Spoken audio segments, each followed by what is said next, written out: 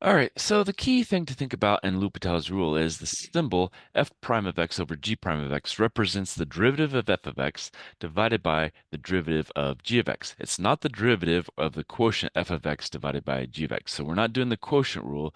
We're we're just doing we're just finding the derivative of the numerator and the derivative of the denominator. So when applying L'Hopital's rule to a 0 over 0 indeterminate form, do not use the quotient rule. That's the key takeaway here. So instead, evaluate the limit of the derivative of the numerator divided by the derivative of the denominator.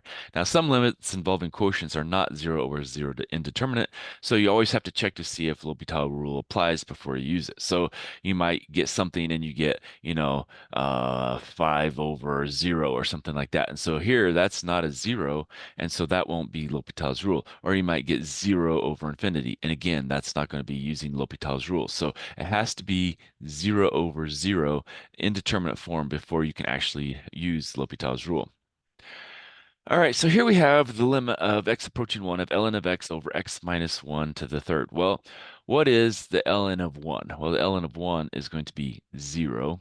The ln of, or this 1 minus 1 is 0, so that's going to be 0. So this one does follow L'Hopital's rule, so that's going to give us the indeterminate form. So now what we have to do is we have to take the limit of x approaching 1 of the derivative. Well, what's the derivative of ln of x? Well, that's 1 over x. And what's the derivative of this? Well, we bring down the 3 out in front. Now we have x minus 1. That's squared. Now times the derivative of what's inside of there. Well, that's going to be a 1. And so let's rewrite this as when we do this, we could bring that x to the bottom.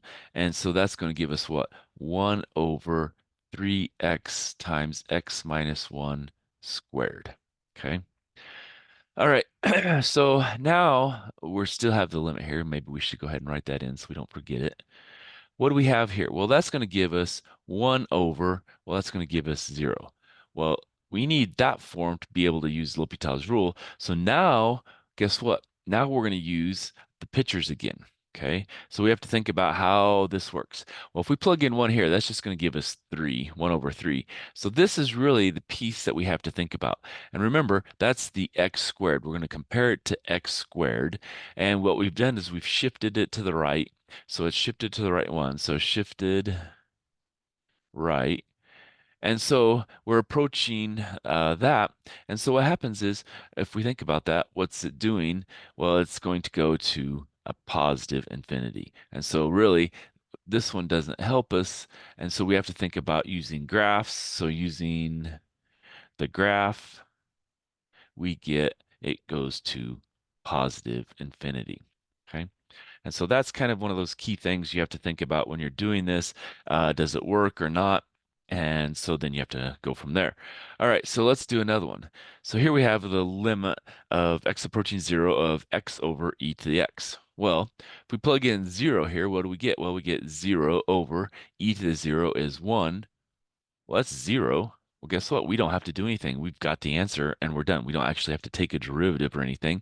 And so this is, again, another case where, you have to test and see what it is. It's not, 0 over 0, so we don't have to do any derivatives, but we can actually solve it and we get our answer of 0. Okay. All right, so let's stop there and then we'll come back for some more.